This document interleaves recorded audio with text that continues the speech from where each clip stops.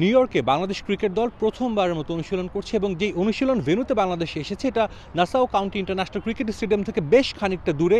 গতকাল এখানে কিন্তু বৃষ্টি হয়েছিল, মাঠ আমরা এখানে আসার পরও দেখেছি বেশ কিছুটা ভেজা ছিল। এর মধ্যে কিন্তু বাংলাদেশ দল নির্ধারিত সময় প্রায় বেশ কয়েক ঘন্টা পরে অনুশীলন করেছে। তবে নিশ্চিতভাবে সবার আগ্রহের কেন্দ্রে কিন্তু থাকবে যে বাংলাদেশ যে মাঠে খেলবে, একটা টেম্পোরারি মাঠ তৈরি করা হয়েছে কিছুদিন আগে, সেই মাঠে বাংলাদেশ খেলবে। এবং তার চেয়ে বেশি যে ইম্পর্টেন্ট যে বিষয়টা, বাংলাদেশ খেলবে ড্রপ ইন পিচে।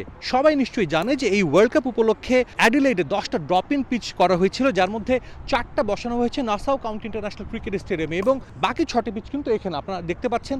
3টা পিচে বাংলাদেশের 3জন ব্যাটিং করছে, বাকি 3টা পিচ কিন্তু খালি রয়েছে। ড্রপ ইন পিচ নিয়ে একটু যদি বলতে হয়, এখানে দেখাতে চাইবো যে এখানে একটা কাটা দাগ আছে কিন্তু দেখতে পাচ্ছেন।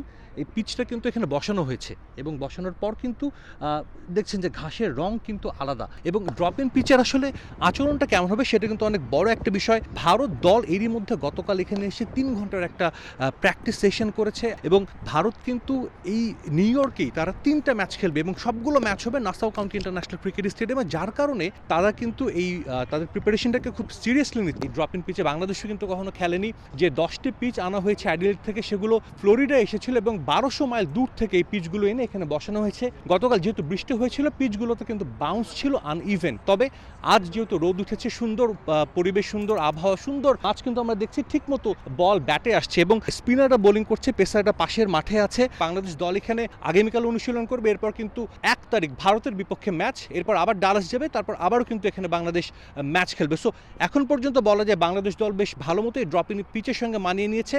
এখন দেখার অপেক্ষা শেষ পর্যন্ত এই ড্রপ ইন পিচ কেমন কাজ করে। 1 তারিখে তার পরীক্ষা কিন্তু হবে নাসাউ কাউন্টি ক্রিকেট স্টেডিয়ামে। নিউ ইয়র্ক থেকে সাজিদ মুস্তাহিদ, সময় সংবাদ।